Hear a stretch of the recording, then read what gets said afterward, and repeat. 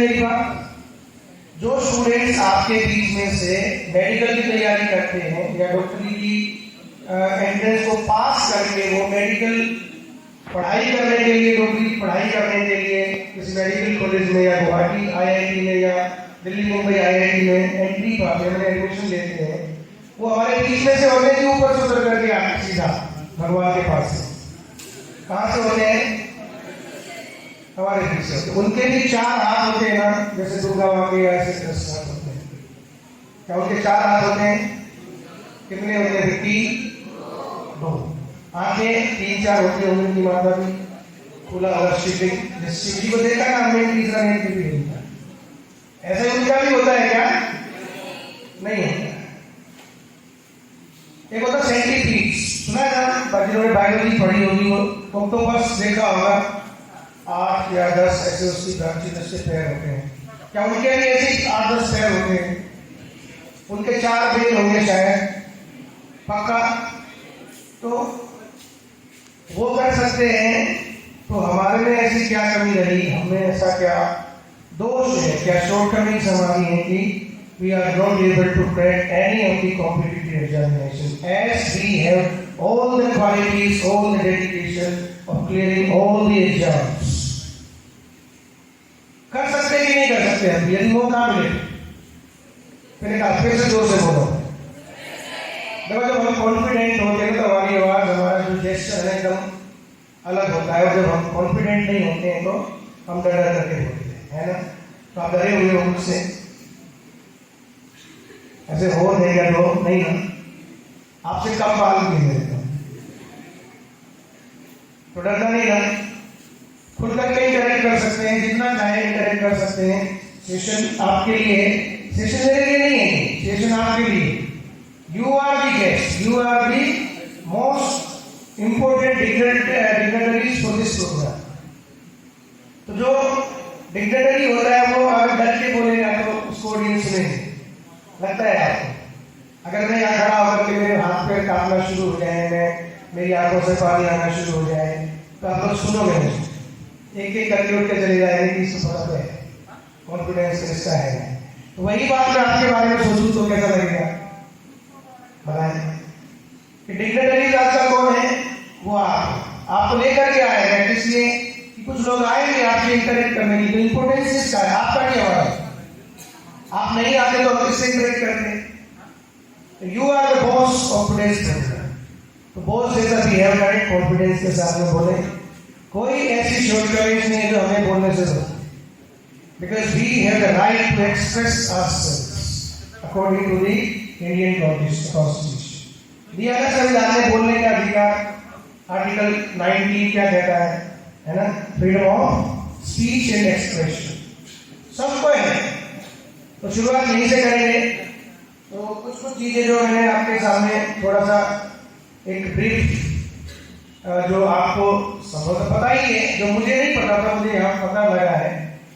और मैं सच कहूँ तो आप सबने सुना होगा, बचपन से सुना होगा, हांगला मास्टर सुना है क्या? हांगला मास्टर है, सुना है ना? तो मैं हांगला मास्टर नहीं, really I am not the Hangla master. कि जब वो इंस्ट्रक्शन पर आएगा तो मैं कोई एक्सक्यूज लेकर के उनको दिखाऊंगा स्टूडेंट से कि भाई ऐसा है ना, सुना ना सबने कहानी हांगला मास्टर। तो मैं वो भी नहीं। तो शुरू करते हैं अपना इंटरेक्शन आपका। कुछ वो भी स्क्रीनिंग चल रही है। तो मैं बस एक बात पूछना चाहता हूँ कि जो हम यहाँ पर बैठे हैं, तो किसी ने बताया होगा आपको, इन्फॉर्म किया होगा, जो आपको स्टूडेंट यूनियन की आंचलिक परिषद होगी उसने बताया होगा आपको इस रिजर्व में बैठाने से पहले कि क्यों जाए? कोई बता सकता है कि क्यों आए हैं? कोई माइक होगा ना, क्यों आए हम यहाँ पर? कोई भी बता, 2-3 स्टूडेंट्स बताए, कुछ गर्ल्स स्टूडेंट्स बताए, कुछ बॉयज बताए। हम यहाँ पर आए हैं तो आज क्यों? हाँ, ऊंची आवाज नहीं बोल सकते, लेकिन speak loud so that I can hear it. Sorry, for which exam? UPS. So you are here for the UPS.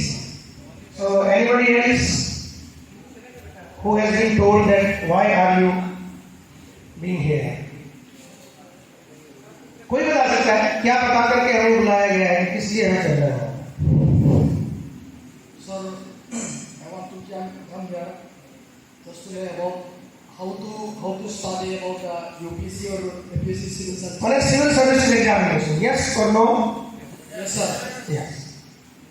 So you are very much committed to your goal because you have a prior knowledge that why are you going to this workshop, this interaction. So it is very much clear before you guys, before coming to this venue. So it is good. तो ऐसा भी होता है कि मैं आपसे फिर से बात बोलना चाहूँगा, कुछ माइक्स उसको बीच में रखें, थोड़ा सा इंटरेक्शन चाहिए तो ध्यान में आया कि हमारा स्केल क्या है, हम किस लेवल पर हमें बात कर रहे हैं।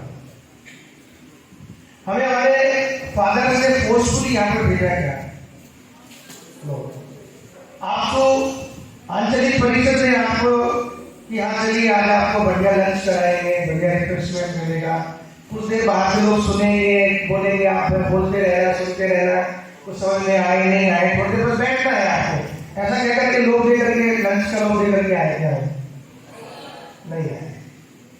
हमारा फ्रेंड कोई था, उसने प्रिपरेशन शुरू किया, चलो मैं भी आपके साथ चलता हूँ, इस मूड में आएगा, बताएं?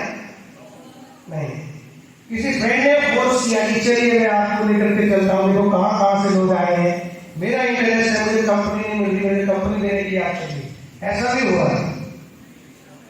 पक्का बताएं? नहीं हुआ। तो फिर से मैं आपको एक बिग थैंक यू कहता हूँ कि आप लोग अपने लिए आए हैं, अपने गोल को समझते हुए आए हैं, ये बहुत बड़ी अवेयरनेस। तो इसके लिए मैं अपनी ओर से आपको अप्रोच करता हूँ, आप लोग भी कर सकते हैं। ये जो डेडिकेशन है कि मैं खुद से आया हूँ, मुझे बुलाया नहीं गया है, मुझे भेजा नहीं गया है जबरदस्ती, कोई लोग मुझे नहीं है कि मैं लंच के लिए जा रहा हूँ, बढ़िया आइसक्रीम खाने को मिलेगी। इतने खराब मौसम में आप लोग आए हैं और एक सर्टेन गोल के लिए आए हैं, ये बहुत बड़ी अचीवमेंट आज के सेशन की है, ऐसा मैं मान सकता हूँ। और बीटीआर रीजन में एक लैंडमार्क स्टेप होगा आप सब की ओर से, ये भी मैं आप सबको बता सकता हूँ। तो यूपीएससी में सबसे पहला तो पॉइंट यही आता है कि क्या मैं वाकई अपने लिए कमिटेड हूँ, क्या मुझे किसी ने फोर्सफुली, मेरे पेरेंट्स की एक डिजायर थी, इमेजिनेशन थी, उनका एक ड्रीम था कि मेरा बेटा ये बन जाए, उसको तो नहीं करने के लिए चल पड़ा, मेरे दोस्त का प्रेशर था क्या उसको फुलफिल करने के लिए नहीं चल पड़ा, तो आधे रास्ते में ही फिर वो डेडिकेशन कमजोर पड़ जाता है। क्यों? मेरा नहीं है। हम लोग मान लीजिए कि हमें एक अच्छा खाना खाना है, हमारे यहाँ सबसे बढ़िया डिश क्या होती है जो होटल में मिलती है, बता सकता है? सबसे बढ़िया डिश जो बढ़िया होटल में मिलती है, कोई बता सकता है? खाती होगी, होटल जाते नहीं जाते? सब कॉलेज स्टूडेंट्स हैं, इंग्लिश स्टूडेंट्स हैं या हायर स्टडीज स्टूडेंट्स हैं, सबकी टेंडेंसी रहती है कुछ तो बाहर से खाया जाएगा, होती है ना? खास करके गर्ल्स स्टूडेंट्स को बड़ा फॉलो होती है ना शिक्षा करने में। क्या कहना है? सबसे बढ़िया जो डिश मिलती है अपने यहाँ पर वो कौन सी जो होटल में मिलती बढ़िया? पता दीजिए, कोई नहीं है आपको? अब तो पेरेंट्स के लिए ना, हम सारे अपने आप के लिए बता सकते हैं क्या? देखो मुझे भी खाने जाना ना शाम को, इसलिए पूछा, नहीं बताओगे उदालगुड़ी में कौन सी डिश मिलती है? हाँ जोर से बोलो, माइक नीचे नहीं करता है, ऐसे भी जोर से बोल सकते हैं, बोल मुझे माइक नहीं है कॉन्फ्रेंस। थोड़ा थोड़ा मुझे भी उदालगुड़ी के बारे में जानना है, तो पहली बार ही है, तो आप लोगों का जिम्मा बनता है। जैसे मैं सिविल सर्विसेज के बारे में आपको बताऊंगा, आपकी मुझे थोड़ी सी नॉलेज है उसके बारे में, तो आपको अपने उदालगुड़ी के बारे में नॉलेज है, थोड़ा मुझे बताइए इसके बारे में। जी बताएं। मैं प्रश्नों को अच्छी तरह से नहीं सुनता था, तब फिर से दोनों क्वेश्चन मैंने पूछा कि आपके यहाँ खाने का सामान, डिश, खाने का आइटम सबसे बढ़िया क्या होता है, कौन से होटल में मिलता है? सर मुझे इस बात को अच्छी तरह से पता नहीं है, जिसको पता वो बताया, लेकिन मैं तो वहाँ से आया हूँ, कोई यहाँ पर उदालगुड़ी का है, कोई यहाँ का रेसिडेंट, जो उदालगुड़ी का लोकल वो बता सकते हैं, अपने आप अपनी जगह का बता सकते हैं। चलिए बता, ठीक है, कोई बात नहीं। मैं अपने उधर का बताता हूँ आपको कैसे कैसे लोग करते हैं उसको खाने के लिए वो बताता हूं। हमारे उधर ना एक जगह है हरियाणा में सोनीपत, नाम सुना है किसी ने? सोनीपत, सोनीपत के पास में एक जगह है मुरथल। वहाँ के पराठा जो है पराठे बहुत मशहूर है, फेमस। ऐसे फेमस है मुरथल के पराठे की लोग रात को 2 बजे भी खाने जाते हैं, रात को 2 AM, और वो राउंड तक लोग ढाबा चलते हैं, लोग ग्रुप्स में जाते हैं, गाड़ी रिजर्व करके जाते हैं, पता है 2-2 बजे तक लोग वहां पर खाने जाते हैं। कितना मेहनत करते होंगे सोचते हैं। तो जिसको यहां से लगता है ना कि मुझे कुछ पाना है, मुझे कुछ लेना है, वो दिन रात भटकता है, उसको चैन नहीं आता। ठीक है ना, वो आराम नहीं कर सकता। One cannot take rest if he desires to get something. तो यूपीएससी भी ऐसा ही एक एग्जाम है, एक ऐसी इंस्पिरेशन है जो खुद से मोटिवेशन होता है तो ही वो जर्नी पूरी हो सकती है। रिसर्च बता रही थी, रिसर्च क्योंकि 4th अटेम्प्ट में अपना यूपीएससी का जो डीसी रैंक पा माने आईएएस का, उससे पहले 3 अटेम्प्टों का गया ना 0। उन्होंने बताया कि हमारी जो फैमिली है वो तो वेल टू डू फैमिली नहीं है, वो तो एक माने middle class, lower middle class family है। ऐसा उन्होंने बैकग्राउंड आपके सामने खड़े थे, मुझसे पहले तो वही आपसे इंटरेक्शन कर रहे थे। तो लोअर मिडिल क्लास फैमिली, एक छोटा सा आंध्र प्रदेश का कोई गांव, विलेज, वहां से वो यूपीएससी करने के लिए पहले डॉक्टरी उन्होंने पास की, मेडिकल का एंट्रेंस पास किया, मेडिकल की पढ़ाई पूरी की, फिर आईएएस बने। 4 साल तक उन्होंने अपने एग्जॉस्ट किए। तो फैमिली को भी लगा कि कब होगा कि नहीं होगा। बहुत सारे लोग 1 या 2 अटेम्प्ट लेकर के ही छोड़ देते हैं, क्यों? रिसोर्स अलाउ नहीं करते, मोटिवेशन कम हो जाता है। कब तक करेंगे, कितने साल करेंगे? गर्लफ्रेंड की तो वेट कर रही, शादी करनी, प्रेशर पड़ रहा है, होता है। तो ये सारे प्रेशर कैसे? जब सेल्फ मोटिवेटेड आदमी होता है तब। ठीक है ना? तो फिर से एक बार मैं आपसे पूछता हूं, फिर से जोर से एक बार बोलेंगे कि हम सभी सेल्फ मोटिवेटेड स्टूडेंट्स हैं जो फिक्स कर चुके हैं कि हमें सिविल सर्विसेज की प्रिपरेशन करना ही, यस और नो? एक बात मैं स्पेशल रिक्वेस्ट करूंगा जो गर्ल्स स्टूडेंट्स बैठे हैं। हम ये मानते हैं कि north east, particularly north east, उसमें ना विमेन इमेंसिपेशन बहुत एक हेल्दी लेवल पर है। महिलाएं घर से बाहर निकलती हैं, फ्रीली मूव कर सकती हैं। बहुत सारी जो फाउंडेशन जो एक ऑर्थोडॉक्स सोसाइटी में होती है, हमारे यहाँ पर नहीं है। हरियाणा में, राजस्थान में, पंजाब में बहुत सारे कंडीशंस हैं कि महिलाओं को बाहर जाने से मना किया जाता है। लेकिन आज उन्होंने भी एक कैलिबर दिखाया, वो भी टॉप 10 में आती है। लेकिन नॉर्थ ईस्ट कम्युनिटी तो जो विमेन को इतना सपोर्ट बचपन में सिंस बिगिनिंग वो कर रही है। लेकिन फिर भी मैं कहूँ कि बोडो कम्युनिटी की आज तक कोई भी महिला आईएएस नहीं बनी। ये हमारे लिए प्राइड की बात है कि दुख की बात है? जोर से नहीं, महिलाएं हाथ उठना, इनसे ज्यादा ऊंची आवाज में बोलना, बोलिए। तो कौन इस दुख को दूर करने वाला है? एक बार हाथ खड़ा करें, कौन कर सकता है? Yes, I will take this challenge and crack the UPSC examination definitely I will. आप सबको जोर से ताली बजा रहे थे, जिन्होंने नहीं बजाई कोई नहीं। इतना बड़ा क्लोज आपको नहीं मिल सकता है। तो अब आपका मोटिवेशन 100% की बजाय 200% होना चाहिए। क्योंकि वो कौन होगा जो ठीक फापड़ी बनेगा, वो कौन होगा जो ऑनरेबल बोर्ड ऑफ पब्लिक, वो हम में से कोई तो होगा। वो विल ब्रेक द आइस, वो विल बेल द कैट। ठीक है ना? तो अब इसमें आते हैं तो हमें करना क्या है, समझ में तो आ गया। इंस्पिरेशन लेकिन यूपीएससी सीएससी होता क्या है? आपके सामने एक पीपीटी लगा है, आपके सामने एक पीपीटी लगा है,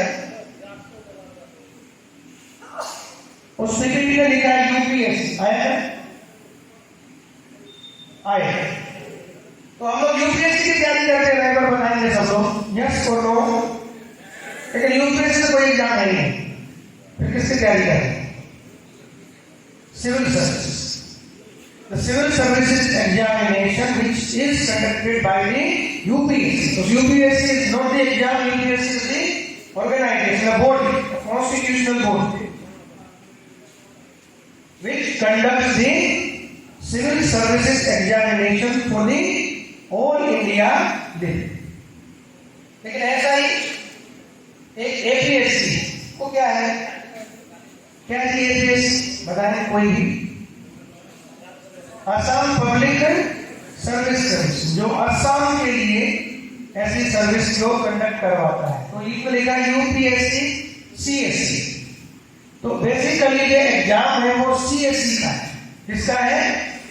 तो ये बड़ी क्लियर पिक्चर कर लीजिए आज से अपने दिमाग में कि सबसे पहला हमें सोचना है कि यूपीएससी की तैयारी नहीं कर रहे हो, क्योंकि यूपीएससी करके हम करेंगे क्या? यूपीएससी तो बॉडी है, उसका तो एक अलग कॉन्स्टिट्यूशन, उसमें तो रिटायर्ड होकर के लोग जाते हैं, आप तो एंट्री करने वाले। तो हमारा एग्जाम कौन सा है? Civil services examination. अब ये सिविल सर्विस होती क्या है? तो आर्मी है क्या ये सिविल सर्विसेज? इसको आर्मी बोलेंगे क्या? बोले जोर से। तो ये तो सिविल, आर्मी अलग हो गया, सिविल अलग हो गया। इस सिविल में आईएएस होता है। अभी गए सर डीसी सर, क्या है बताओ? IAS, Indian administrative services. कब शुरू हुई? तो अंग्रेजों ने शुरू की। आईसीएस, इंपीरियल सिविल सर्विसेज के नाम से शुरू हुआ। उसमें अलग अलग कैटेगरीज बनती चली गई। जब देश आजाद हुआ तो सरदार वल्लभ भाई पटेल जी ने इनको एक अलग से स्ट्रक्चरिंग की और आईएएस या आईसीएस, इंडियन सिविल सर्विसेज, इस रूप में उसको फिर से रीएस्टेब्लिश किया, उसका एक रीस्ट्रक्चरिंग किया और हम सबके लिए उसके दरवाजे सब खोले। They have opened the gate for us, not for themselves. क्योंकि यूपीएससी बायस नहीं करती थी मैं पंजाब से सबको लूंगा, यूपीएससी बायस नहीं करती थी मैं गुजरात से सभी स्टूडेंट्स को एंट्री दूंगी। वो सब जगह से देगी जिसमें कैलिबर है, जिसकी कैपेसिटी है। मैं फिर से अपनी बात एक बार पूछना चाहता हूं कि मेरी बात आपको क्लियरली समझ में आती है? जोर से बोलेंगे एक बार, लड़कियां भी बोलेंगे। क्लियर है मैसेज पूरा, या और आराम से बोलना है मुझे? ठीक है। तो एक समय जब हम ये कहते हैं कि आईएएस हमें बनना है, तो आईएएस तो एक ही पोस्ट है, तो बाकी क्या है? बहुत सारी पोस्ट उसमें आती है। कोई ऑल इंडिया सर्विसेज होती है, कोई सेंट्रल ग्रुप सर्विसेज होती है, सेंट्रल सर्विसेज होती है ग्रुप ए, कोई ग्रुप बी सर्विसेज भी। तो ग्रुप माने कैडर बेस्ड सर्विस है, ग्रुप ए सर्विस है, ग्रुप बी सर्विस है। तीन इसमें कैडर बेस्ड सर्विसेज आती हैं। पीपीटी आगे पर बढ़ाते जाएंगे, कोई बात नहीं। तीन उसमें कैडर बेस्ड सर्विस होती है। जैसे सर का जो डीसी सर आए, कल जो हमारे साथ में डीसी सर थे, उसके पहले जो डीसी सर थे, एसपी सर थे, उन सबके कैडर उनका क्या है? असम मेघालय कैडर, किसी का पंजाब कैडर हो सकता है, किसी का हरियाणा कैडर हो सकता है, किसी का दिल्ली आर्मी कैडर हो सकता है। बहुत सारे ऐसे कैडर हैं। ये तीन सर्विसेज ऐसी हैं जिसमें कैडर अलॉट होते हैं। इसमें आईएएस, इंडियन एडमिनिस्ट्रेटिव सर्विस, जो इस पूरे एग्जाम की सबसे की पोस्ट है, सबसे प्राइम पोस्ट है। इससे ऊपर और कोई सर्विस हमारे देश में नहीं होती। दूसरी आईपीएस, इंडियन पुलिस सर्विस, जिसमें लॉ एंड ऑर्डर मेंटेनेंस का रिस्पॉन्सिबिलिटी रहता है। और तीसरा है इसमें इंडियन फॉरेस्ट सर्विस, फॉरेन नहीं, विदेश के बने, फॉरेस्ट माने जंगल, तो फॉरेस्ट सर्विस। ऐसी तीन ऐसी सर्विसेज हैं जो कैडर बेस्ड सर्विस है, ऑल इंडिया सर्विस। लेकिन एक थोड़ा सा इसमें ट्विस्ट होता है, हर बात में ट्विस्ट होता है। लाइफ में भी ट्विस्ट होते हैं, अपने कॉलेज की पढ़ाई में ट्विस्ट होते हैं। लोग नकल करते हैं कि नहीं करते? सही करते। चीटिंग करते हैं ना, एक दूसरे की हेल्प करते हैं कि नहीं करते हैं? देखो जोर से करते नहीं करते, वो ट्विस्ट जीवन में नहीं आना चाहिए। तो इसमें एक ट्विस्ट है। ट्विस्ट क्या है कि जो IFS है वो सिविल सर्विसेज का पार्ट नहीं हुआ करती थी पहले, उसका एक सेपरेट एग्जाम हुआ करता था, उसमें प्रीलिम्स भी नहीं हुआ करता था। लेकिन अभी वर्तमान जो स्कीम है, एग्जिस्टिंग जो स्कीम है, उसमें प्रीलिम्स उसका भी होता है। लेकिन जो CSC प्रीलिम्स हमारा होता है वो एक कंबाइंड प्रीलिम्स होता है, जिसमें IAS मतलब CSC और IFS दोनों के लिए क्वालिफाइंग करते हैं। एक ही एग्जाम होता है प्रीलिम्स के लिए। तो एक मेरिट होती है, जिस मेरिट में हम UPSC के लिए या CSC के लिए एलिजिबल हो जाते हैं, उसके अलग एक मेरिट बनती है जिसमें हम दोनों के लिए एलिजिबल हो जाते हैं। तो एग्जाम एक ही होता है, लेकिन मेरिट दो होती है। जो लोग IFS के लिए भी एस्पायर करते हैं, उनको थोड़ा सा हाई रैंक मेरिट में लेकर के आना होता है अपने CSC प्रीलिम्स में, वो दोनों के लिए एलिजिबल हो जाते हैं। बाकी लोग जो है वो CSC मेंस के लिए प्रिपेयर करेंगे आगे जा करके, वो दोनों के लिए करेंगे यदि वो क्वालिफाई कर जाते हैं तो ये हमारा हुआ जो ऑल इंडिया सर्विसेज हमारी कितनी है। उसके बाद में हम आगे करेंगे ग्रुप ए सर्विसेज या सेंट्रल सर्विसेज। इसमें कार्डर का कोई रोल नहीं, ये सीधे सीधे भारत सरकार की सर्विस। हाँ, ऐसा नहीं कह सकते कि जो IAS है वो इंडियन गवर्नमेंट की सर्विस नहीं है, लेकिन वो सेलेक्ट UPSC सेंट्रल बॉडी करेगी उसका सिलेक्शन, लेकिन वो स्टेट को सर्व करे। ऑल्दो द सेंटर है सम उस पर रेस्ट्रिक्ट वो क्या कहें कंट्रोल होते हैं, बहुत सारे मेजर्स होते हैं जो कंट्रोल करने के ब्यूरोक्रेसी को, सेंट्रल उस पर कुछ ऐसा अधिकार रखता है। लेकिन अधिकांश more over the services they will work for the state. उनको वो राज्य में ही स्टेट में ही अपनी सर्विसेज देनी होती है। लेकिन ये जो सर्विसेज इसको सेंट्रल सर्विसेज कहते हैं, इसका स्टेट से कोई कंसर्न नहीं। इसकी जो सबसे बड़ी सेवा जो टॉप मोस्ट इसकी सर्विस है वो IFS इंडियन फॉरेन सर्विस। तो इसके लिए हमें भारत में नहीं सर्विस करना होता है, इसके लिए हमें विदेश में जाकर के सर्विस करना होता है। लेकिन हमारी जो टॉप प्रायोरिटी होती है वो उस देश की सेवा करना नहीं जिसमें हमारा डेपुटेशन हुआ है, इससे हमें सर्विस के लिए भेजा गया है। हमारी जो टॉप प्रायोरिटी होती है अपने देश के इंटरेस्ट को सर्व करना। तो we have to put our interest before the country in which we have been deputed after getting the IFS। तो हमें उस देश में रहते हुए, विदेश में रहते हुए, उस देश के लोगों से, उस देश की जो गवर्नमेंट है उसके सामने अपने इंटरेस्ट को, अपने जो नेशनल कॉमन कोज है उसको वापस सर्व करना। बाकी सर्विसेज बहुत सारी इसमें रेवेन्यू सर्विसेज हैं, इसमें अकाउंट्स सर्विसेज हैं, इसमें डिफेंस अकाउंट सर्विसेज हैं, और इसमें बहुत सारी जो है वो माने अलग अलग टाइप की, अलग अलग कैलिबर की, अलग अलग नेचर की सर्विसेज है। अब मैं आपसे पूछता हूँ, एक बार थोड़ा सा फिर से बताओ, दिख भी रहा है सामने कि क्या सभी लोग व्हाइट शर्ट पहन करके आए हैं? अगर वो ड्रेस कोड ना हो, सभी लोगों ने व्हाइट शर्ट पहनी हुई है? नहीं, सभी का अरुण हम सब का जो डाइट पर बैठे क्या ब्लू कलर का ही है। आपकी जो ड्रेस है क्या इस अरुण से मिलती जुलती है? नहीं, सबकी अलग अलग है। क्यों है? क्या आपके पेरेंट्स ने बोला कि नहीं यही ड्रेस पहननी है आपको पूरी होगी, या आपने खुद चॉइस की, अपना चूज किया उस कलर को? क्या कहें? Have you opted your color choice or not? ये चॉइस आपकी, जो चॉइस है आपका टेस्ट से मैच करती है। आपका टेस्ट कैसे बना? आपके एटीट्यूड से बना है। आपका एटीट्यूड कैसे बना? आपकी बैकग्राउंड से बना है। आपकी बैकग्राउंड कहां से? आपके पेरेंट्स के संस्कार, वैल्यूज, आपकी सोसाइटी के वैल्यूज, उनसे आपकी बैकग्राउंड कहीं ना कहीं बनती है। तो ऐसा ही सर्विस चूज करते समय हमें देखना पड़ेगा कि हमारा कैलिबर क्या है। हर कोई IAS ऑप्ट नहीं करता। बहुत सारे लोग ऐसे भी हैं जो फर्स्ट प्रायोरिटी में IPS रखते हैं। बहुत सारे लोग ऐसे भी हैं जो फर्स्ट प्रायोरिटी में IFS फॉरेन सर्विस रखते हैं। हर कोई एस्पिरेंट IAS की टॉप प्रायोरिटी लेकर के प्रिपरेशन नहीं करता। क्यों?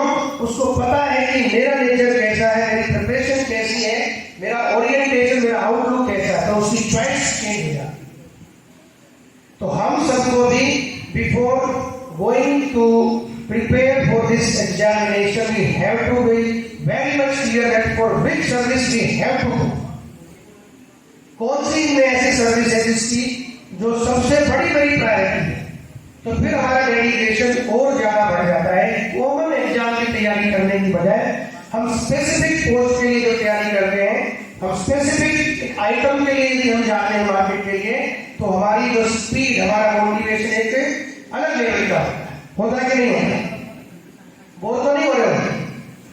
सही बताना, जोर से, पक्का। बोर होने लग जाओ तो बता देना, आपको बोर नहीं होने देना ही पड़ता है। तो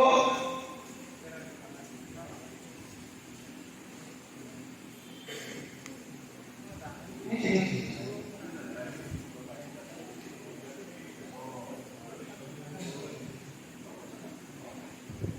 ग्रुप बी सर्विसेज लिस्ट में आता है। इसमें ग्रुप बी सर्विसेज भी आती, कुछ पर्टिकुलर स्टेट्स हैं, जैसे Andaman Nicobar police administrative and police services, कुछ आर्म फोर्सेस को लेकर के कोई ऐसी सर्विस, कोई पौंडीचेरी पुलिस सर्विस, उन्हें एडमिनिस्ट्रेटिव पुलिस सर्विस, ऐसा। तो नीचे जाइए, आपको मेरी ओर देखते रहना। अब ये तो हो गया कि स्कीम क्या है, हमें किसके लिए जाना है, कब जाना है, क्या करना है, वो तो जानना पड़ेगा। मान लीजिए आपके सामने वो ओपन है कि ओरिएंटेशन होने वाला है सिविल सर्विसेज का, आपको डेट ना बताई जाए तो आप लोग आ पाओगे बैठे हुए उस टाइम पर, उस डेट के अकॉर्डिंग। आपको बोला जाए कि आपका बर्थडे आने वाला और डेट आपको ना पड़े, कब बर्थडे है, कैसे सेलिब्रेट करोगे, कैसे दोस्तों को केक खिलाओगे, कैसे पार्टी करोगे, बियर पार्टी करते कि नहीं करते? बियर पार्टी कौन कौन करता है? बियर पार्टी सभी करते हैं ऑलमोस्ट। तो खैर डेट क्या है इसकी, कब नोटिफिकेशन आएगा, तो हमें प्रिपेयर होना पड़ेगा उस नोटिफिकेशन को देखने के लिए। उसके पहले ही प्रिपरेशन शुरू करना पड़ेगा कि इस साल में कैलेंडर ये बोलता है कि नोटिफिकेशन आएगा जनवरी में या फरवरी में, कब एग्जाम होगा, तो उस एग्जाम की प्रिपरेशन के लिए एक अपना आउटलुक तैयार करना पड़ेगा, एटीट्यूड डेवलप करना पड़ेगा, तो उसकी प्रिपरेशन करना शुरू करना पड़ेगा। कितना टाइम मुझे मिलने वाला है नोटिफिकेशन जब मैं जब मुझे मिलेगा उसके लिए मैं अप्लाई करूंगा, उस लास्ट डेट से लेकर के जो फिफ्थ का हमारा डेट है वो कितने समय का है कि मैं अच्छे से प्रिपेयर कर सकता हूँ, मुझे अपनी टाइम लाइन के बारे में पता होगा, मुझे अपना शेड्यूल तैयार करने में हेल्प होगी। जब तक मैं उन डेट्स को, शेड्यूल्स को नहीं जानूंगा तो मेरी तैयारी का लेवल शुरुआत में ही गड़बड़ होने वाला है। मुझे पता ही नहीं है कि कब, मैं आराम से सोया हुआ हूँ, मुझे नहीं पता कि कितने बजे मुझे स्कूल जाना है। अगर स्कूल का समय मुझे ना पता हो या कॉलेज का समय मुझे ना पता हो, तो क्या मैं अर्ली इन द मॉर्निंग उठूंगा, क्या मैं प्रिपेयर होगा उसके लिए? तो मुझे पता है पहले से कि 9 बजे मेरा स्कूल, तो उसके लिए मेरी रात में ही तैयारी हो जाती है। और एक दिन ऐसा होता है कि मैं 9 बजे की बजाय मुझे 5 बजे घर से निकलना है, तो उसकी तैयारी क्या मैं रात को करके नहीं सोता हूँ कि मेरे कपड़े कहाँ पर रख के पहले से चेक करता हूँ, कहाँ कहाँ मेरा जूता रखना है, कहाँ मेरी जुराबें रहेंगी, मैं पहले से उसको रख करके सोचता हूँ कि सुबह मुझे ढूंढना ना पड़े कि मुझे जल्दी निकलना है। तो कैसे फिक्स हुआ वो शेड्यूल कि मुझे निकलना कितने बजे है, जाना कहाँ पर है, ड्यूरेशन क्या है उसकी, तो मैं मोड ऑफ जर्नी भी अपना तय करता हूँ। दिल्ली जाना है मुझे, मेरे पास 3 घंटे 4 घंटे का ही समय है, तो मैं ट्रेन से जाऊं, बस से जाऊं, क्या पता है? मुझे दिल्ली पहुंचना है, आप सबको दिल्ली पहुंचना है, और आपके पास में एक ही दिन में वापस ही आना है, आपको यहाँ पर बहुत जरूरी काम है, तो आप ट्रेन के थ्रू जा सकते हैं। कैसे जाना पड़ेगा भाई? एयर जाना पड़ेगा, तभी आप जा सकते हैं। आपको पता होना चाहिए इसलिए हर उस बात का जो आप एग्जाम में आपको हेल्प करने वाली है। तो नोटिफिकेशन कब आया? जनवरी से फरवरी में आया। एग्जाम प्रीलिम्स कब हुआ? मई और जून में होता है, मोस्टली मई में होता है, लेकिन कहीं डिस्टर्बेंस जैसे कि कोरोना हुआ तो जून में, कभी अगस्त में, ऐसा एग्जाम के शेड्यूल्स आए तो डिस्टर्बेंस हो, कोई ऐसा नेचुरल कोई ऐसा डिस्टर्बेंस होता है, कोई इमरजेंसी लग जाती है, तो फिर वो डेट्स ऊपर नीचे हो सकती है। अदरवाइज लगभग ऑलमोस्ट जो है शेड्यूल फिक्स रहता है। मई में उसका एग्जाम होता है, जून तक उसका प्रीलिम्स का रिजल्ट आता है। जिनको क्वालिफाई करना है वो क्वालिफाई कर जाते हैं, जिनको घर जाना है वो घर चले जाते हैं, माने वो अपने घर में रेस्ट करते हैं। सर ने बताया कि around 10 lakh student per year जो है वो अपीयर होते हैं, लेकिन जो फाइनली सेलेक्ट होते हैं कितने होते हैं, जितनी पोस्ट, कहीं 1100 पोस्ट होती है, कहीं 800 पोस्ट होती हैं, उतने ही लोग सेलेक्ट होते हैं। तो बाकी क्या क्या हुआ, बाकी अपने घर जाते हैं। रीजन क्या है वो भी हम चर्चा करेंगे, ऐसा क्यों होता होगा। तो मई में उसका रिजल्ट, मई में उसका प्रीलिम्स हुआ, उसके बाद में फिर रिजल्ट आया और अक्टूबर में जाकर के या नवंबर में जाकर के मेंस एग्जामिनेशन, जो रिटन एग्जामिनेशन होता है हमारा, उसमें अलग अलग स्ट्रीम से सारे उसके पेपर क्या है, एडमिशन क्या है, नेचर क्या है, वो सब डिस्कस करेंगे अगली स्लाइड्स में। तो ये एक कैलेंडर ईयर बनता है जब अक्टूबर नवंबर में हमारा मेंस हो जाता है, उसके बाद में फिर मार्च में रिजल्ट आता है मेंस का। जो मेरिट को कवर कर लेते हैं वो इंटरव्यू के लिए उनका कौन ऐसा माना जाता है। फिर अप्रैल में या मार्च एंड से वो इंटरव्यू शुरू होते हैं, मई तक इंटरव्यू चलते हैं। फाइनली आपको प्रीलिम्स जब नेक्स्ट प्रीलिम्स होगा उसके 15 से 20 दिन पहले आपका फाइनल रिजल्ट आएगा। जिनका सिलेक्शन हो गया वो ट्रेनिंग के लिए लबासना जाते हैं, जिनका सिलेक्शन फाइनली इंटरव्यू देने के बाद भी नहीं हुआ वो फिर से प्रीलिम्स की तैयारी करना शुरू कर देते हैं। जैसे वो हमने खेला था स्नेक एंड लेडर, सांप सीढ़ी खेला था सबने, तो 99 पर 98 पर एक सांप बैठा सबसे बड़ा। तो जो इंटरव्यू के बाद में फाइनली जब सिलेक्शन नहीं होता तो वो एस्पिरेंट 98 99 वाले सांप के मुंह में जाता है और फिर से 3 या 4 पर आकर के या 8 या 9 पर आकर के फिर से वो अपनी खेल की जो सीढ़ियां चढ़ना शुरू करता है। तो हर साल ऐसा प्रोसेस हो, इसलिए 11 to 12 months एक शेड्यूल के लिए एक पूरी प्रोसेस को पूरा करने में हमें लग जाता है। नोटिफिकेशन कब आया है, जनवरी में आया, फाइनल लिस्ट कब आएगी तो मार्च में आएगी। मोर देन 1 ईयर आपको उसमें एग्जॉस्टिवली लगा है। कितना पेशेंट होना पड़ेगा, कितना सारा हमें डेडिकेशन, कितनी सारी इंस्पिरेशन, मोटिवेशन लगेगी, आप खुद सोच सकते हैं कि सारा साल आप लगे रहे, इंटरव्यू तक पहुंचे और फिर जाकर के फिर से शुरू करना है अगले साल यदि आपका नहीं होता। कितना डिस्करेजिंग मोमेंट होता होगा, कितना हरासमेंट होता होगा, लोग सुसाइड तक करने की सोच लेते होंगे, ऐसा वो मोमेंट होता होगा। लेकिन जो लोग पेशेंट हैं, जो लोग माने करेजियस हैं, जैसे सर ने बताया अभी कि 4th अटेम्प्ट में उनका क्लियर हुआ, तो कितनी बार उन्होंने स्ट्रगल किया होगा, अपने आप को रीमोटिवेट किया होगा, रीएनर्जाइज किया होगा। ये हम सबके लिए एक रोल मॉडल है जो भी आईएएस सर आपके सामने बता करके गए हैं। ऐसे भी इसमें हमारे पीपीटी में भी सक्सेस स्टोरी है 9 टाइम्स।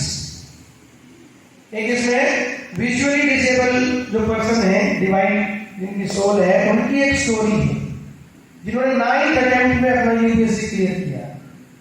आंखों से नहीं देख सकते तो भी कितना पेशेंट वो आदमी रहा होगा, सोच सकते हैं। तो ये जो शेड्यूल मैंने बताया आपको जो 2023 का है, तो उसमें जो फरवरी में नोटिफिकेशन आएगा, सबमिशन डेट है जो 21 फरवरी, उसके बाद में जो एग्जाम कंडक्ट किया जाएगा वो मई में 28 मई। तो ऑलमोस्ट ऐसा ही कुछ ऊपर कुछ नीचे, माने कभी एक वीक पहले कभी एक वीक बाद में, ऑलमोस्ट इसी पैटर्न को यूपीएससी थ्रू आउट जो उसका कैलेंडर ईयर है वो फॉलो करती है। मैं फिर से पूछ रहा हूं, ज्यादा भारी भारी तो नहीं हो गया है। देखो ये बहुत जरूरी है कि आप 100% ना तो एटलीस्ट 60% तो यहीं पर बैठे हैं, रेस्टोरेंट मत जाना है। यहीं बैठे हैं लेकिन रेस्टोरेंट को ध्यान कर रहे हैं, बियर पार्टी को ध्यान नहीं चला जाएगा, ऐसा मत करना, ध्यान नहीं रहे, ठीक है। तो अब इसमें एलिजिबिलिटी कौन कौन हो सकते हैं, इसके नेक्स्ट स्लाइड जो है उसमें इसकी एजुकेशन क्वालिफिकेशन बताई है। कितनी एज लिमिट है, तो 21 ईयर जो है हमारी मिनिमम एज लिमिट होती है। तो मैक्सिमम एज लिमिट क्या है, तो हम जानते ही हैं कि जनरल कैटेगरी होती है, ओबीसी कैटेगरी होती है, आजकल जनरल में भी जो ईडब्ल्यूएस कैटेगरी होती है उसको एक रिजर्वेशन दिया गया है, पहले नहीं था अभी दिया गया है।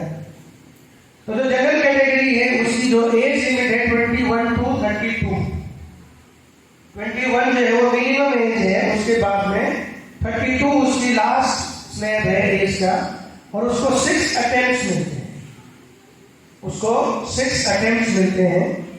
उसके बाद में ओबीसी की कैटेगरी आती है, उसमें 32 प्लस 3 माने 35 ईयर्स है और 9 अटेम्प्ट्स हो जाते हैं। एससी और एसटी में कितना है ध्यान कर सकते हैं यहाँ, तो 37 ईयर्स और अनलिमिटेड अटेम्प्ट्स। तो अब ये मानते हैं कई बार अभी 3 कॉलेजेस में इंटरेक्शन हुआ है, पहले भी बहुत सारे जो एसटी स्टूडेंट्स हैं उनके साथ में इंटरेक्शन हुए हैं, तो कई बार ऐसा बोलते हैं साहब हम तो बहुत ही पिछड़े इलाके से आते हैं, साहब हम तो एसटी लोग हैं, हमें तो कुछ भी नहीं पता है, तो हमें तो कैसे पता लगेगा, हम लोग कैसे कर पाएंगे ट्रैक। तो आप ध्यान करेंगे कितना बेनिफिट है। एसटी होना कोई हमारे लिए नुकसान में नहीं है, फायदा होता है। हम लोग जो यहाँ इस बीटीआर रीजन में जो पैदा हुए हैं, ये हमारे गोल्डन स्पून नहीं, डायमंड स्पून में, कि हम एसटी कम्युनिटी को बिलोंग करते हैं। हमें पहले से एक एक्स्ट्रा माइलेज है कि हम कितने ही टाइम दे सकते हैं और 5 साल ज्यादा तक हम तैयारी कर सकते हैं। और उसमें भी एक गजब की बात है कि कोई भी हमारी डिवाइन डिसेबिलिटी है, थोड़ा सा भी हमारा कोई ऐसा एक लगता है कि भाई ये थोड़ा सा हमारा कमजोर पार्ट है, वो हमारे लिए सबसे बड़ा बेनिफिट बनेगा, क्योंकि हमें 10 साल का बेनिफिट मिलेगा। और आगे जब आप देखेंगे कि जो मार्क्स है फाइनल लिस्ट में आने के लिए, प्रीलिम्स को क्वालीफाई करने के लिए, मेंस को क्वालीफाई करने के लिए, उसमें कितना आपको असिस्टेंस मिलने वाला है, कितने आपको सुविधा मिलने वाली है। तो जो हमारी सबसे बड़ी कमी मान करके समाज हमें दुख का आता है, हमें नेग्लेक्ट करता है, इग्नोर करता है, वो हमारा बेस्ट वेपन है। उस पर हम प्राइड कर सकते हैं कि we are belonging to that community, कि हमें इतनी सारी फैसिलिटी पहले से ही प्रोवाइड है। ठीक है ना, खुश हो गए ना, ताली हो जाएगी। कुछ मेरी बात, जो स्टूडेंट्स आपके बीच में से मेडिकल की तैयारी करते हैं या डॉक्टरी की एंट्रेंस को पास करके वो मेडिकल पढ़ाई करने के लिए, डॉक्टरी की पढ़ाई करने के लिए किसी मेडिकल कॉलेज में या गुवाहाटी आईआईटी में या दिल्ली मुंबई आईआईटी में एंट्री पाते हैं, एडमिशन लेते हैं, वो हमारे बीच में से होते हैं कि ऊपर से उतर करके आते सीधा भगवान के पास से। कहाँ से होते हैं? हमारे बीच से होते हैं। उनके भी 4 हाथ होते हैं ना, जैसे दुर्गा माँ के ऐसे 10 हाथ होते हैं। क्या उनके 4 हाथ होते हैं? कितने होते हैं? 3, 2 आंखें 3-4 होती है उनकी माता भी, खुला हुआ शिवलिंग, शिव जी को देखा ना हमने, तीसरा नेत्र भी होता है। ऐसे उनका भी होता है क्या? नहीं होता। एक होता सेंटीपीड्स, सुना है ना, जिन्होंने बायोलॉजी पढ़ी होगी, वो ऑक्टोपस देखा होगा, 8 या 10 ऐसे उसकी ब्रांचेस से पैर होते हैं। क्या उनके भी ऐसे 8-10 पैर होते हैं? उनके 4 बेल होंगे शायद, पक्का। तो वो कर सकते हैं, तो हमारे में ऐसी क्या कमी रही, हमें ऐसा क्या दोष है, क्या शॉर्टकमिंग्स हमारी हैं कि we are not able to crack any of the competitive examinations as we have all the qualities, all the dedication of clearing all the exams. कर सकते कि नहीं कर सकते हम, यदि मौका मिले? मैंने कहा फिर से जोर से बोलो। देखो जब हम कॉन्फिडेंट होते हैं तो हमारी आवाज, हमारा जो जेस्चर है एकदम अलग होता है, और जब हम कॉन्फिडेंट नहीं होते हैं तो हम डर करके बोलते हैं, है ना। तो आप डरे हुए हो मुझसे, ऐसे हो नहीं या तो नहीं ना, आपसे कम बाल भी मेरे तो डरना नहीं ना, खुद करके इंटरेक्ट कर सकते हैं, जितना चाहे इंटरेक्ट कर सकते हैं। सेशन आपके लिए, सेशन मेरे लिए नहीं है, सेशन आपके लिए। You are the guest, you are the most important dignitaries for this programme. तो जो डिग्नेटरी होता है वो अगर डर के बोलेगा तो उसको ऑडियंस में लगता है आपको। अगर मैं यहाँ खड़ा होकर के मेरे हाथ पैर कांपना शुरू हो जाए, मेरी आंखों से पानी आना शुरू हो जाए, तो आप लोग सुनोगे मुझे, एक एक करके उठ के चले जाएंगे कि इसको पता है, कॉन्फिडेंस कैसा है। तो वही बात मैं आपके बारे में सोचूं तो कैसा लगेगा, बताएं। कि डिग्नेटरीज आजकल कौन है? वो आपको लेकर के आएगा, किस इसलिए कि कुछ लोग आएंगे आपसे इंटरेक्ट करने के लिए। इंपोर्टेंस इसका है, आपका नहीं हमारा। आप नहीं आते तो हम किससे इंटरेक्ट करते? You are the boss of today's programme. तो बॉस जैसा बिहेव करें, कॉन्फिडेंस के साथ में बोले। कोई ऐसी शॉर्टकमिंग्स नहीं है जो हमें बोलने से रोके, because we have the right to express ourselves according to the Indian constitution. दिया ना संविधान में बोलने का अधिकार। आर्टिकल 19 क्या कहता है ना? Freedom of speech and expression सबको है। तो शुरुआत यहीं से करेंगे।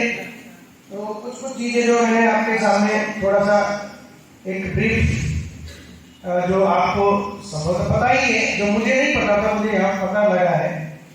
और मैं सच कहूँ तो आप सबने सुना होगा, बचपन से सुना होगा हांगला मास्टर। सुना है क्या हांगला मास्टर? है, सुना है ना? तुम्हें हांगला मास्टर नहीं, really I am not the Hangla master.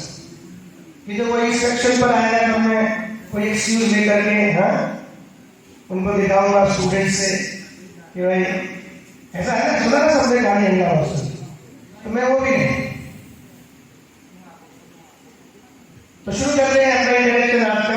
कुछ वो भी स्क्रीनिंग चल रही है। तो मैं बस एक बात पूछना चाहता हूँ कि जो हम यहाँ पर बैठे हैं तो किसी ने बताया होगा, आपको इन्फॉर्म किया होगा, जो आपको स्टूडेंट यूनियन की आंचलिक परिषद होगी उसने बताया होगा आपको इस रिजर्व में बैठाने से पहले कि क्यों जाए? कोई बता सकता है कि क्यों आए हैं? कोई माइक होगा ना, क्यों आए हैं यहाँ पर? कोई भी बता। 2-3 स्टूडेंट्स बताए, कुछ गर्ल्स स्टूडेंट्स बताए, कुछ बॉयज बताए। हम यहाँ पर आए हैं तो आज क्यों? हाँ, ऊंची आवाज नहीं बोल सकते, you can speak louder so that I can hear it. Sorry? For which exam? UPS. So you are here for the UPS. So anybody else who has been told that why are you being here? कोई बता सकता है क्या बता करके हमें बुलाया गया है, किस लिए हमें चल रहा है?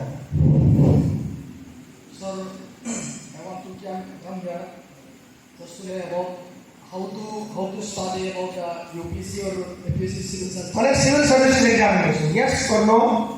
Yes, sir. Yes. So you are very much committed to your goal because you have a prior knowledge that why are you going to this workshop, this interaction. So it is very much clear before you guys, before coming to this venue. So it is good.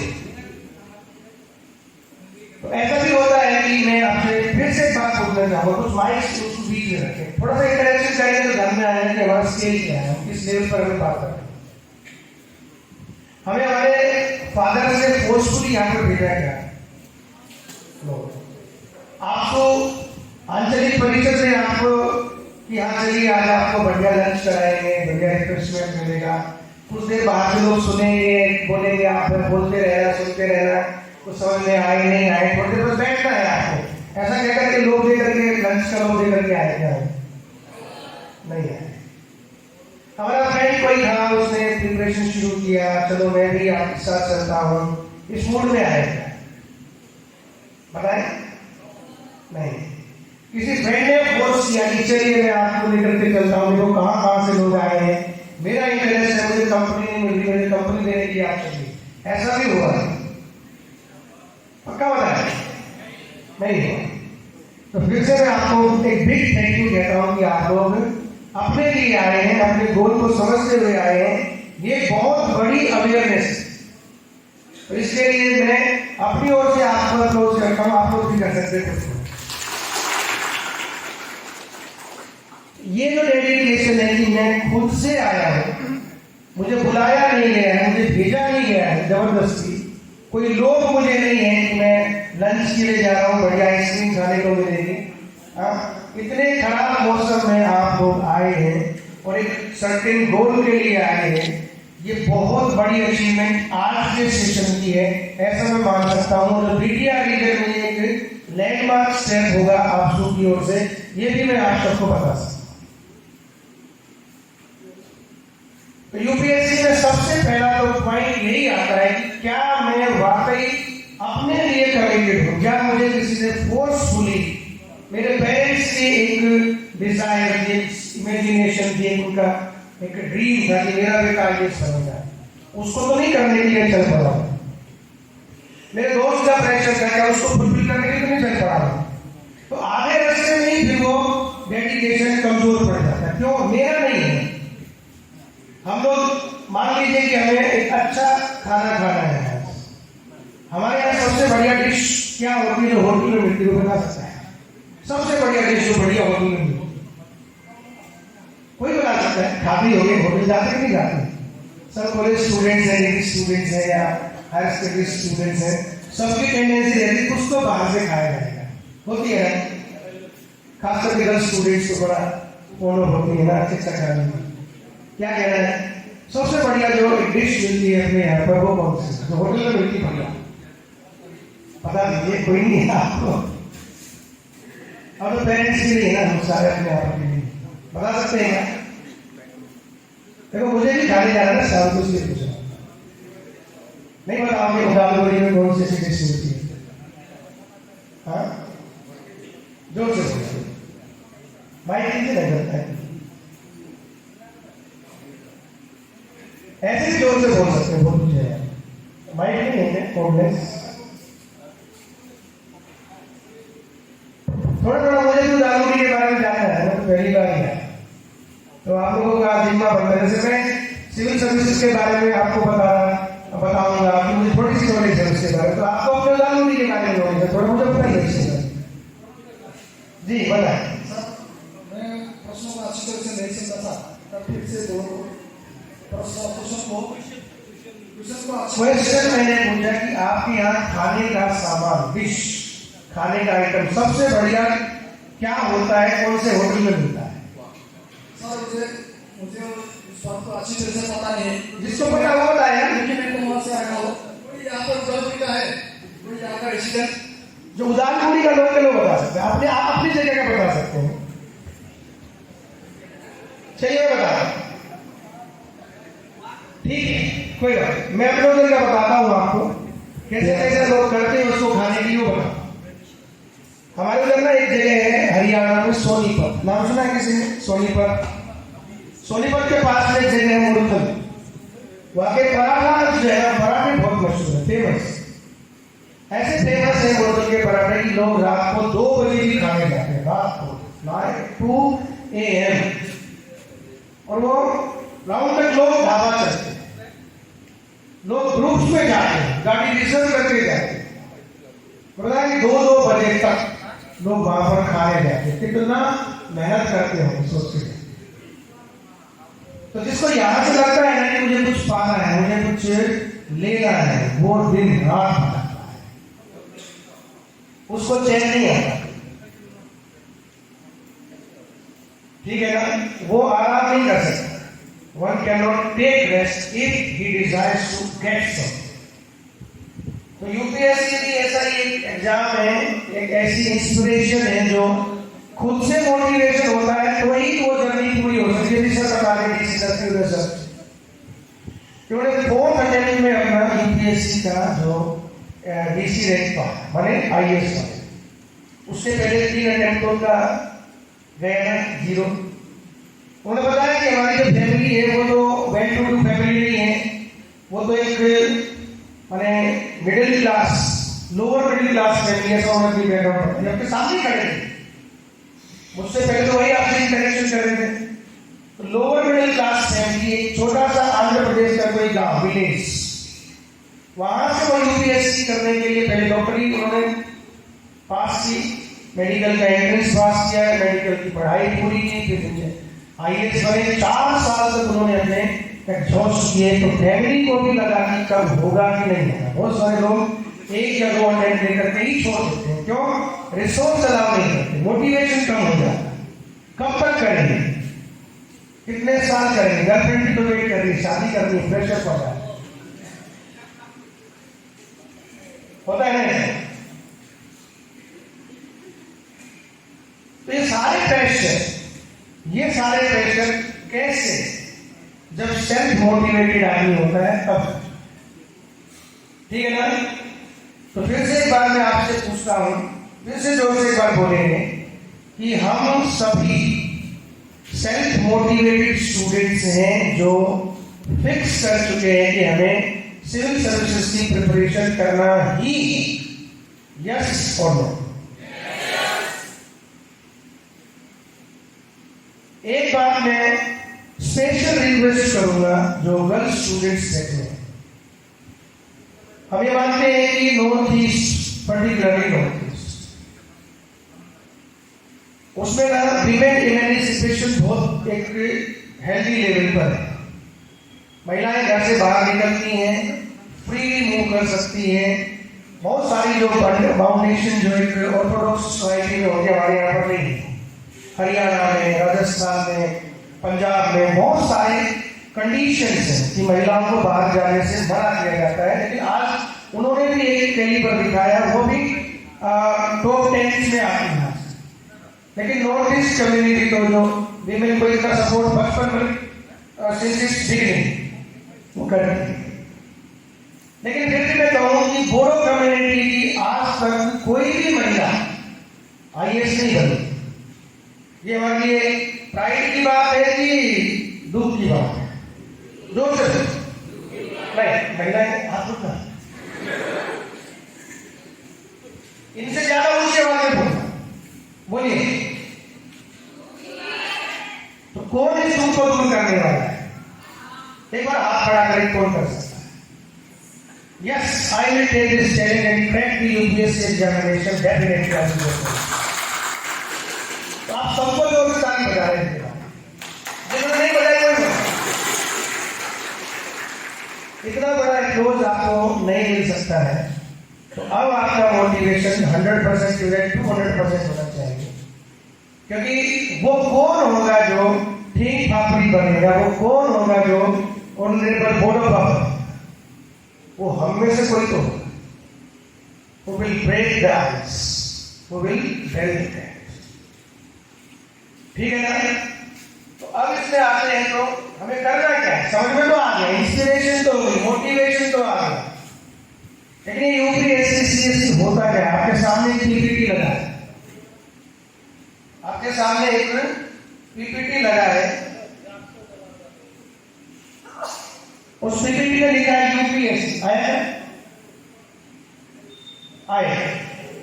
तो हम लोग UPSC की तैयारी करते हैं, एक बार बताएंगे सब लोग, यस और नो? लेकिन UPSC में कोई एग्जाम नहीं है, फिर किसकी तैयारी करें? Civil services.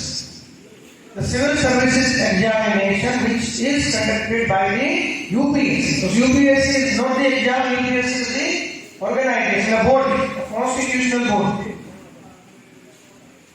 which conducts the civil services examination for the all India level. लेकिन ऐसा ही एक APSC वो क्या है? क्या है APSC? बताएं कोई भी।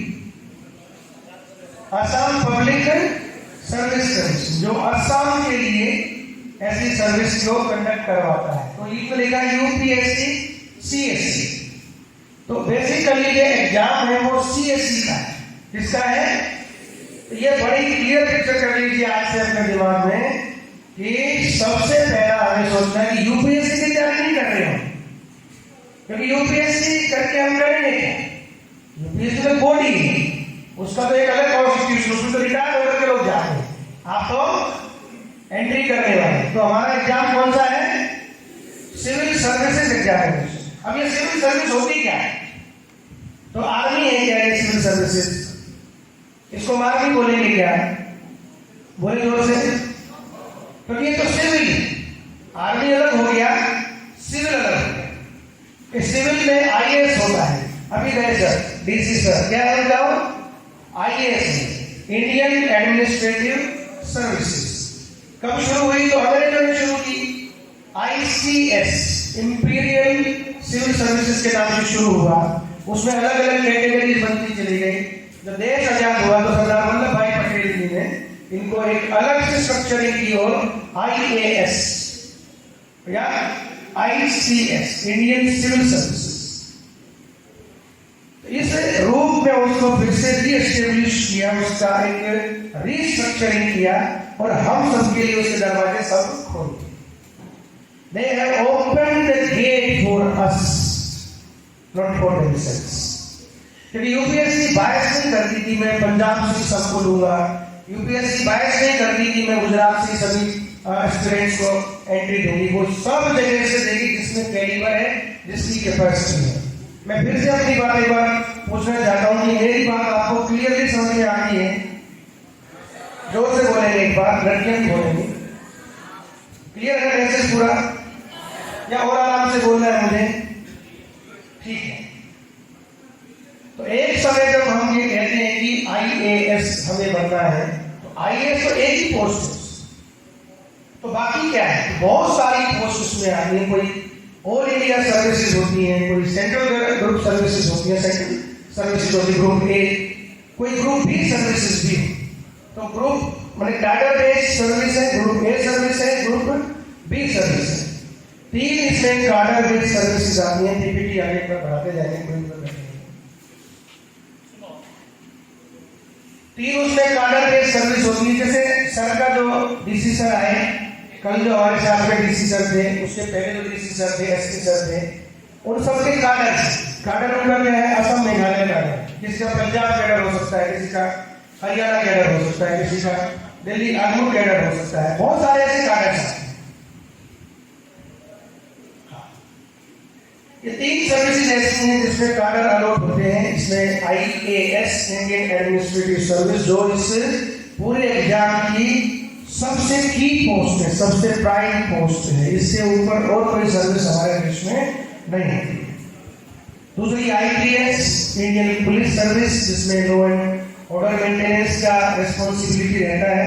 और तीसरा है इसमें इंडियन फॉरेस्ट सर्विस, फॉरेन नहीं, विदेश के बने, फॉरेस्ट माने जंगल, तो फॉरेस्ट सर्विस। ऐसी 3 ऐसी सर्विसेज हैं जो कार्डर बेस्ड सर्विस है, ऑल इंडिया सर्विस। लेकिन एक थोड़ा सा इसमें ट्विस्ट होता है, हर बार में ट्विस्ट होता है, लाइफ में भी ट्विस्ट होते हैं, अपने कॉलेज की पढ़ाई में ट्विस्ट होते हैं। लोग नकल करते हैं कि नहीं करते? सही करते, चीटिंग करते हैं, एक दूसरे की हेल्प करते हैं कि नहीं करते? देखो जोर से करते नहीं करते, वो ट्विस्ट जीवन में नहीं आना चाहिए।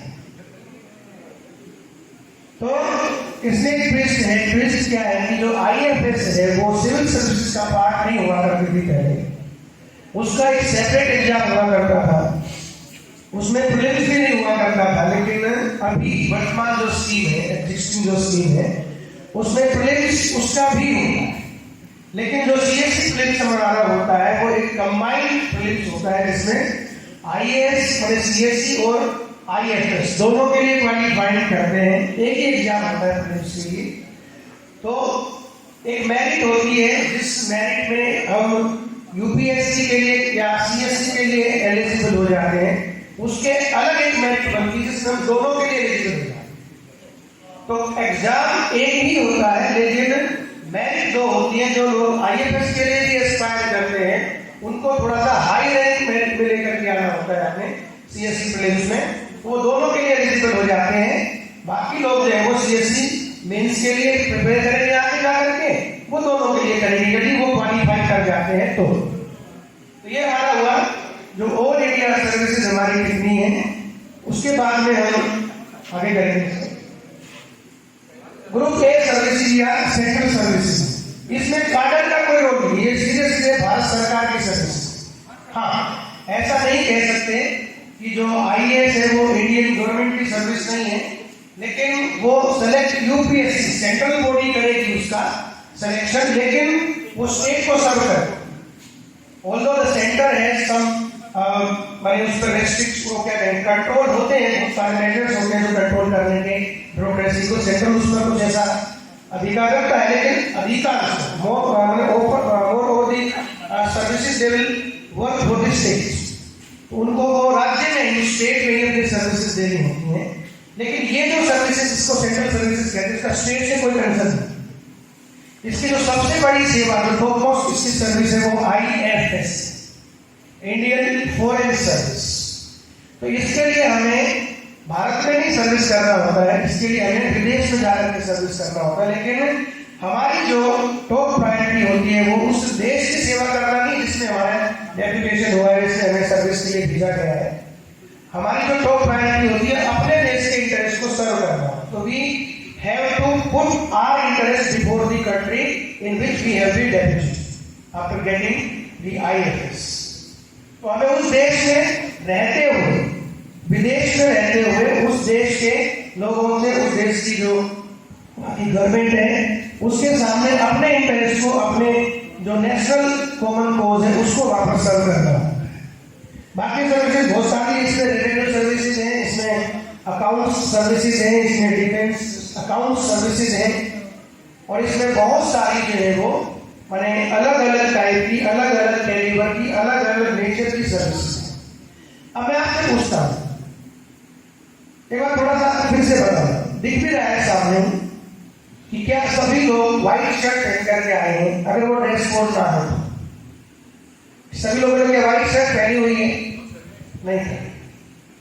सभी का अरुणोय, हम सब का जो डाइट पर बैठे क्या ब्लू कलर का ही है? आपकी जो ड्रेस है क्या इस अरुणोय से मिलती जुलती है? नहीं। सबकी अलग अलग क्यों है? क्या आपके पेरेंट्स ने बोला कि नहीं यही ड्रेस पहननी है आपको पूरी होगी, या आपने खुद चॉइस की, अपना चूज किया उस कलर को? क्या कहें? Have you opted your color choice or not? ये चॉइस आपकी, क्यों चॉइस है? आपका टेस्ट से मैच करती है। आपका टेस्ट कैसे बना? आपके एटीट्यूड से बना। आपका एटीट्यूड कैसे बना? आपकी बैकग्राउंड से बना। आपकी बैकग्राउंड कहां से? आपके पेरेंट्स के संस्कार, वैल्यूज, आपकी सोसाइटी के वैल्यूज, उनसे आपकी बैकग्राउंड कहीं ना कहीं बनती है। तो ऐसा ही सर्विस चूज करते समय हमें देखना पड़ेगा कि हमारा कैलिबर क्या है। हर कोई IAS ऑप्ट नहीं करता। बहुत सारे लोग ऐसे भी हैं जो फर्स्ट प्रायोरिटी में IPS रखते हैं। बहुत सारे लोग ऐसे भी हैं जो फर्स्ट प्रायोरिटी में IFS फॉरेन सर्विस रखते हैं। हर कोई एस्पिरेंट IAS की टॉप प्रायोरिटी लेकर के प्रिपरेशन नहीं करता। क्यों? उसको पता है कि मेरा नेचर कैसा है, मेरी प्रिपरेशन कैसी है, मेरा ओरिएंटेशन, मेरा आउटलुक कैसा है, तो उसकी चॉइस चेंज हो जाती है। तो हम सबको भी before going to prepare for this examination we have to be very much clear that for which service we have to go.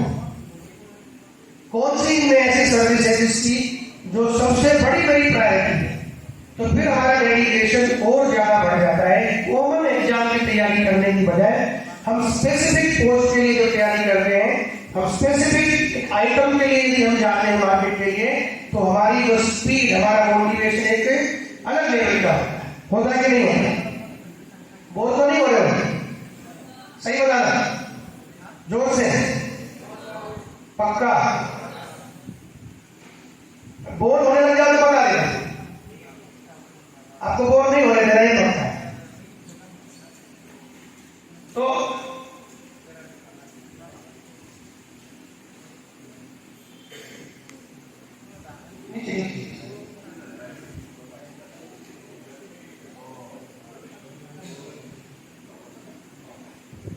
Group B services इसमें आती, इसमें ग्रुप बी सर्विसेज भी आती। कुछ पर्टिकुलर स्टेट्स हैं, कुछ पर्टिकुलर स्टेट्स हैं, जैसे Andaman Nicobar police administrative and police services, कुछ आर्म फोर्सेस को लेकर के कोई ऐसी सर्विस, कोई Pondicherry police service, administrative police service, ऐसा।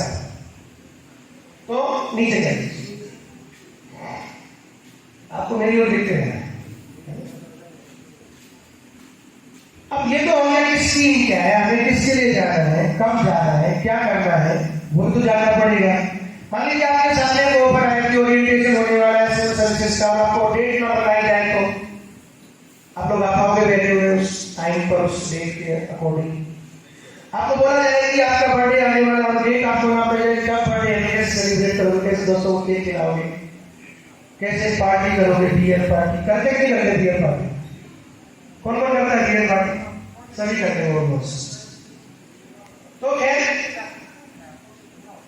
डेट क्या है इसकी, कब नोटिफिकेशन आएगा, तो हमें प्रिपेयर होना पड़ेगा उस नोटिफिकेशन को देखने के लिए। उसके पहले ही प्रिपरेशन शुरू करना पड़ेगा कि इस साल में कैलेंडर ये बोलता है कि नोटिफिकेशन आएगा जनवरी या फरवरी में, कब एग्जाम होगा, तो उस एग्जाम की प्रिपरेशन के लिए एक अपना आउटलुक तैयार करना पड़ेगा, एटीट्यूड डेवलप करना पड़ेगा, तो उसकी प्रिपरेशन करना शुरू करना पड़ेगा।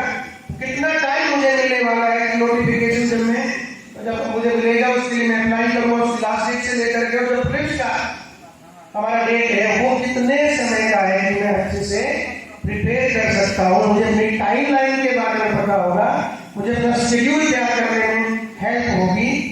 जब तक मैं उन डेट्स को, शेड्यूल्स को नहीं जानूंगा तो मेरी तैयारी का लेवल शुरुआत में ही गड़बड़ होने वाला है। मुझे पता ही नहीं है कि कब, मैं आराम से सोया हुआ हूँ, मुझे नहीं पता कि कितने बजे मुझे स्कूल जाना है। अगर स्कूल का समय मुझे ना पता हो या कॉलेज का समय मुझे ना पता हो तो क्या मैं अर्ली इन द मॉर्निंग उठूंगा, क्या मैं प्रिपेयर होगा उसके लिए?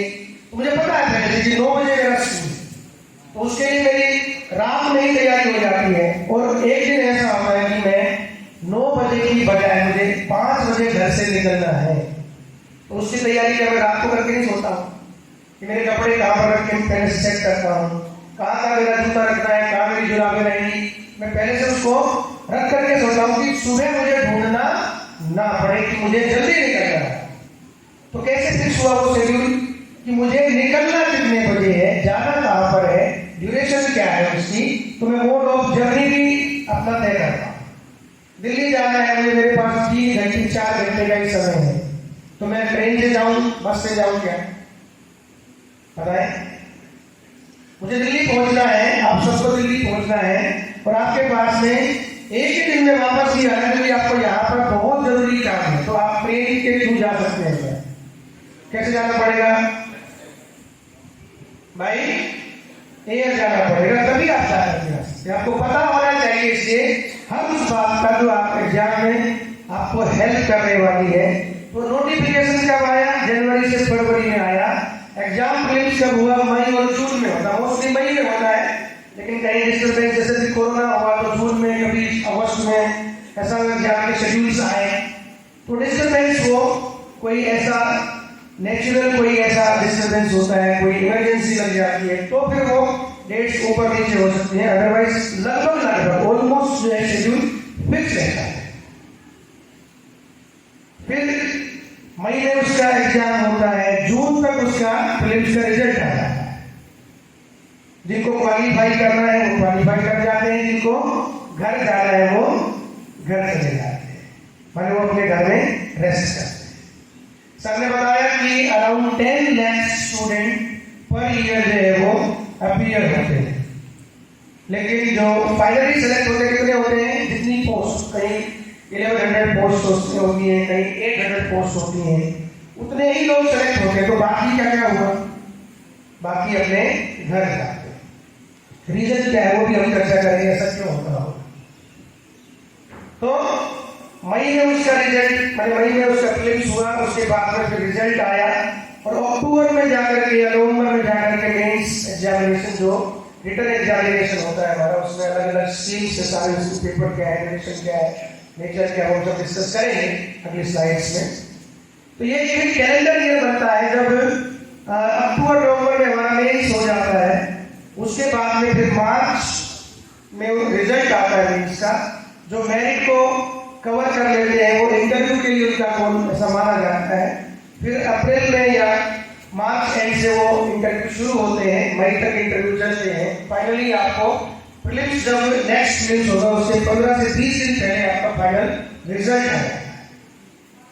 जिनका सिलेक्शन हो गया वो ट्रेनिंग के लिए लबासना जाते हैं, जिनका सिलेक्शन फाइनली इंटरव्यू देने के बाद भी नहीं हुआ वो फिर से प्रीलिम्स की तैयारी करना शुरू कर देते हैं। जैसे वो हमने खेला था स्नेक एंड लेडर, सांप सीढ़ी खेला था सबने, तो 99 पर 98 पर एक सांप बैठा सबसे बड़ा।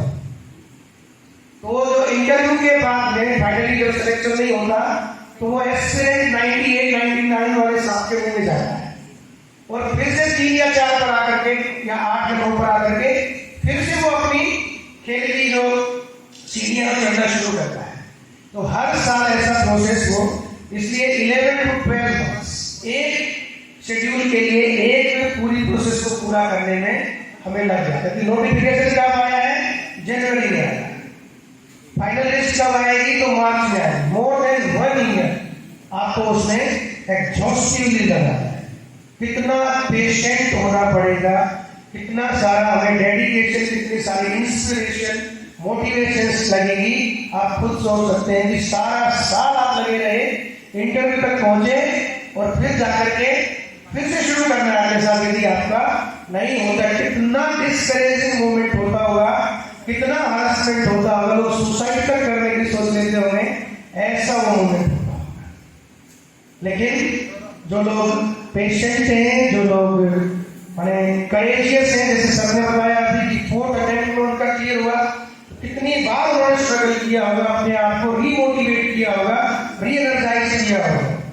ये हम सबके लिए एक रोल मॉडल है जो भी आईएएस सर आपके सामने बता करके गए हैं। ऐसे भी इसमें हमारे पीपीटी में भी सक्सेस स्टोरी है 9 टाइम्स। एक इसमें विजुअली डिसेबल जो पर्सन है, डिवाइन जिनकी सोल है, उनकी एक स्टोरी है, जिन्होंने 9 अटेम्प्ट में अपना यूपीएससी क्लियर किया। आंखों से नहीं देख सकते तो भी कितना पेशेंट वो आदमी रहा होगा, सोच सकते हैं। तो ये जो शेड्यूल मैंने बताया आपको, जो 2023 का है, तो उसमें जो फरवरी में नोटिफिकेशन आएगा, सबमिशन डेट है जो 21 फरवरी, उसके बाद में जो एग्जाम कंडक्ट किया जाएगा वो मई में 28 मई। तो ऑलमोस्ट ऐसा ही, कुछ ऊपर कुछ नीचे, माने कभी एक वीक पहले, कभी एक वीक बाद में, ऑलमोस्ट इसी पैटर्न को यूपीएससी थ्रू आउट जो उसका कैलेंडर ईयर है वो फॉलो करती है। मैं फिर से पूछ रहा हूं, ज्यादा भारी भारी तो नहीं हो गया है? देखो ये बहुत जरूरी है कि आप 100% ना तो एटलीस्ट 60% तो यहीं पर बैठे हैं, रेस्टोरेंट मत जाना है। यहीं बैठे हैं, रेस्टोरेंट को ध्यान कर रहे हैं, बियर पार्टी को ध्यान नहीं चला जाएगा, ऐसा मत करना, ध्यान इधर ही रहे, ठीक है। तो अब इसमें एलिजिबिलिटी कौन कौन हो सकते हैं? इसके नेक्स्ट स्लाइड जो है उसमें इसकी एजुकेशन क्वालिफिकेशन बताई है, कितनी एज लिमिट है, तो 21 ईयर जो है हमारी मिनिमम एज लिमिट होती है। तो मैक्सिमम एज लिमिट क्या है? तो हम जानते ही हैं कि जनरल कैटेगरी होती है, ओबीसी कैटेगरी होती है, आजकल जनरल में भी जो ईडब्ल्यूएस कैटेगरी होती है उसको एक रिजर्वेशन दिया गया है, पहले नहीं था, अभी दिया गया है। तो जो जनरल कैटेगरी है उसकी जो एज लिमिट है 21 to 32, 21 जो है वो मिनिमम एज है, उसके बाद में 32 उसकी लास्ट स्लैब है एज का, और उसको 6 अटेम्प्ट्स मिलते हैं, उसको 6 अटेम्प्ट्स मिलते हैं। उसके बाद में ओबीसी की कैटेगरी आती है, उसमें 32 + 3 माने 35 ईयर्स है और 9 अटेम्प्ट्स हो जाते हैं।